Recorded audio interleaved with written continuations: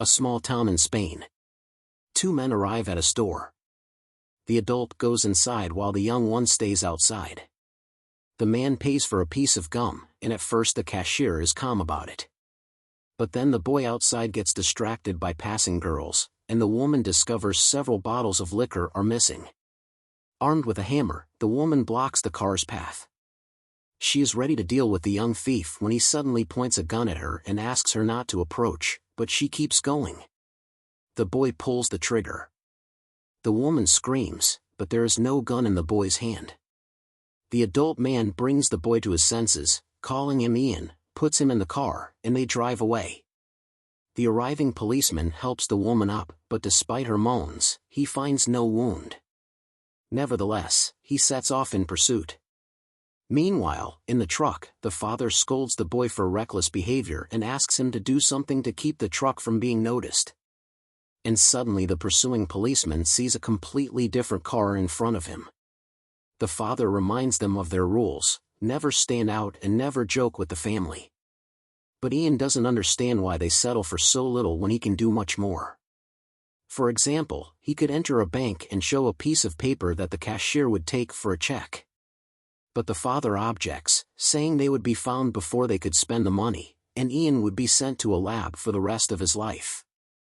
At this time, the policeman demands the car to stop and suddenly huge hailstones start falling on his car. The car skids, spins on the road and eventually flips over right at a gas station. But the gas station attendant behaves as if nothing is happening, and on the surveillance monitor, the car is completely intact and standing on its wheels. An unknown woman reviews the footage from the strange robbery and praises her team for a job well done. They finally found the boy. Meanwhile, Ian and his father are at home on an old ship. The boy dreams of a young, beautiful woman playing with a child and singing. Ian wakes up and hears his father's birthday greetings, but Ian doesn't want to listen to memories and announces to his father that he is going to the arcade. The father gives him a gift, which Ian sets aside. At this time, the policeman is recounting his misadventures to a waitress, but she just laughs at his fantasies, ignoring the man in dark glasses, and a group of armed people sneaks into their home. Adriana, entering the cabin, thanks Vicente for making such a splash. Otherwise, the agency wouldn't have found them. The problem is that the perceivers now also know where Ian is hiding. She demands Vicente hand over the boy, but he remains silent. However, her subordinates report that the boy is in the arcade. Meanwhile, a man who is among the perceivers is also looking for Ian, beating up agency employees along the way. Eventually, in one of the halls, an operative spots him and opens fire, ignoring the surrounding people. Ian sees that the perceiver is standing right behind the shooter and changes the reality in front of his eyes. The man also sees the boy, but then they sneak up behind him, put a special helmet on his head, and take him away. A girl who appears asks Ian not to look at the perceiver. The boy is taken away while the perceiver continues to fight, even with a covered face, and easily tosses the agents aside. Ian is brought to Adriana's van. The woman says that there are quite a few like him in the world, and if he wants to survive, he must go with her. Meanwhile, the perceiver who won the fight takes off his helmet, but Ian is already out of his reach. Taking Ian's silence as a sign of agreement, Adriana puts a similar helmet on him. After that, he is taken away in the agency's van. An unconscious Vicente is also there. Seeing the departing car, the perceiver rushes to the road and causes a grand accident with explosions and fire, but Adriana orders the driver to ignore the tragedy and drive on. He steps on the gas and passes through the mirage, much to the perceiver's chagrin. The boy is brought to the agency, where Adriana says that the worsening of people's lives is due to the power, which is achieved by the ability to create lies believed by millions. People with superpowers, united in an organization called Awareness, control the power, manipulating the minds of the powerful, and their agency tries to maintain the scant democracy left in the world. The person he saw is a perceiver, the last of the Awareness organization who can project images like Ian himself, and he wants to recruit Ian into his team or destroy him. Adriana needs the formula in Ian's blood with which they can create more like him. The woman wants to make sure of his abilities and asks him to create a mirage of a beach, a cocktail and a chihuahua, for which he should use some strong emotion like anger at growing up without a mother. And she shows a photo of the very woman who had been in his dreams for many years, and they immediately find themselves on the beach. Only instead of a chihuahua there is a fly. Adriana explains that such projections can be endless. However, Ian shuts down and demands to see his father. He is escorted to a room where Vicente is regaining consciousness. Adriana advises Ian to enter the man's memory and find out the truth about the woman he has been seeing. The boy enters his father's mind and sees how many years ago he stole a child from the lab and realizes that this child was him and Vicente is not his father. Later, Adriana reviews Ian's test results and realizes he is much stronger than she thought, but there is no trace of the formula in his blood. Apparently he is the only naturally born perceiver, although they were made sterile and the boy may manifest a third secret ability. The project leader advises getting rid of the dangerous mutant. Meanwhile, a professor arrives at the research center and Agent Esther comes to Ian's room, urging him to run to avoid becoming a lab rat. She takes the boy out, but they are spotted by security near the elevators. The girl engages in a fight and quickly dispatches the guards, but Ian demands they take Vicente with them as he wants to learn about his past. Adriana is informed about the disappearance of the subjects. She declares an alarm. Meanwhile, the professor walks freely around the center while the fugitives manage to get to the car and leave.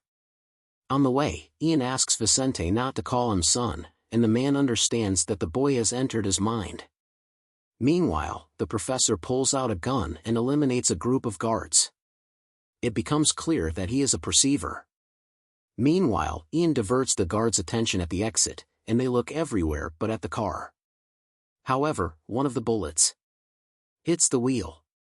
Ian loses control of the car and it goes off the road. The perceiver, having caught up with them, realizes that Ian is hiding the accident scene. Later, Ian and Esther take Vicente to a roadside hostel where they settle in for the night. In a conversation, the girl admits she works for the awareness organization, but she herself has no superpowers. In the morning, they relax on the hostel's roof and talk about life. The boy is saddened that Vicente is not his father, but the girl advises believing in himself. Returning to the room, they find Vicente already drunk. Esther asks to leave this drunkard and burden behind. Ian decides to enter the head of the sleeping man. He again sees the lab, reads its address on documents, and hears the name Kaminsky. Later, the boy goes to the bank and, handing the operator a check, asks to cash it. The woman gives him 5,000 euros, but as soon as the boy leaves, she finds a piece of paper in her hands with the word sorry. The security tries to catch the couple, but they escape. In the room, Esther joyfully celebrates such luck, but Ian is unsure if they did the right thing. The girl goes to the shower and Ian hears the sound of a motor and creates a mirage. But the perceiver who enters the room knows that projections are powerless against mirrors, so he immediately finds the boy. Ian rushes into a fight. The man barely manages to calm the raging youngster. He enters the boy's mind and learns everything that happened to him in the last few hours. The perceiver leaves when Vicente returns and brings Ian to his senses. He announces that they are going to Warsaw to find Kaminsky, but the man refuses. Meanwhile, the agency tracks the purchase of tickets to Warsaw. The couple finds the building of the abandoned lab. Ian and Esther sneak inside, and soon the boy recognizes the room from his dreams, explores the wall, and finds a secret stash containing documents about the experiments conducted there. They also find his mother's diary, whose name turns out to be Ursula Kaminsky, and then the perceiver appears in the room asking to talk. Ian tries to deceive him by projecting illusions, but he easily sees through them, and eventually he points his gun at the boy, showing that he could have killed him long ago. But he doesn't want to because Ian is his son. He, his wife Ursula, and several others were created in the 1950s during the Cold War. They were given a special drug based on Kaminsky's formula, which developed their extrasensory abilities. But when the war ended, the authorities began to hunt down and destroy the dangerous mutants one by one. They had no hope until the mole appeared, the last of the perceivers with the third ability to fully control a person. He created awareness, and although perceivers are sterile, he and his wife had a child. It was a real miracle. Their conversation is interrupted by the appearance of agents. The perceiver orders them to leave through the roof while he holds off the agents. The man goes out to meet the soldiers and opens fire with 2 pistols. The couple runs to the stairs, fighting off attackers along the way. The perceiver creates an illusion of dangerous spiders and the agents start fending them off, but he manages to get the helmet on again. Esther still gets the boy to the roof, from which she makes a spectacular jump while Ian slides down the construction chute and the couple escapes. Meanwhile, the perceiver is brought to Adriana. She orders the process of extracting the formula from his blood to begin, causing the man pain. But it turns out that the formula is so diluted in his body that it is impossible to synthesize it. During a break, the operator gives the perceiver a drink through a device that simultaneously holds a gun to his forehead to eliminate any chance of escape. But suddenly the operator's hand turns the weapon on the guards and shoots them. Then he frees the prisoner. At this time, Ian and Esther arrive at the perceiver's house in Madrid, where Ursula has been living all these years. Ian is shocked by the woman's appearance when the entering perceiver advises him to enter her mind, since now they can only communicate that way. Ian finds himself in the same white room from childhood, where a child plays with strange cubes. It turns out that this is how his mother encrypted the formula, and now the perceiver asks to give it to him to create other perceivers and end the agency. But Ian refuses to do it, believing she hid it for a reason. The perceiver starts breaking into Ursula's mind, she convulses, and suddenly she comes to her senses and recognizes her son. At this time, the house is attacked by agency agents. Enraged, Ian activates the third ability and orders the fighters to kill each other. Adriana also puts a gun to her temple. She asks to stop, saying that everything is quite the opposite, but the boy is relentless. And then Vicente appears, asking not to kill people. A father is the one who raises and makes sacrifices. With these words, Vicente shoots himself.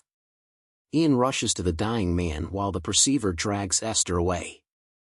Vicente asks to enter his mind, and the boy sees how Ursula asks to save the child from the perceiver. He apologizes and remembers how his father taught him to look far and never give up. Vicente dies. Ian takes a gun and runs after the perceiver and ends up in a hall where a party is going on. With a wave of his hand, he lays everyone on the floor and clears a path. But at the perceiver's command, people get up and start fighting Ian. The boy struggles, but Adriana appears and shoots the perceiver. He gets distracted and loses sight of Ian. However, he still holds Esther. He demands the formula and promises to release the girl, but then Adriana says that there is no girl here. She is a projection, so Ian can safely shoot. Esther screams that this is not true. Ian tries to recall when they could have implanted the cycle and decides that Esther is a vision. He shoots and kills the perceiver, but the girl does not disappear. Later, they meet Adriana at the cemetery. She asks for the formula, but he wants to remain neutral and gets into the car where Esther is waiting for him. He finally opens his father's gift, which turns out to be a book reminding him that the best awaits those who do not lose hope. This is also what Adriana relies on, who promises the leader to achieve her goal. A pretty decent sci-fi action movie with an interesting dramatic line where you won't understand until the end whose side the main character should be on, who his real father is, and whether his mother is still alive. And overall, who is the bad guy here?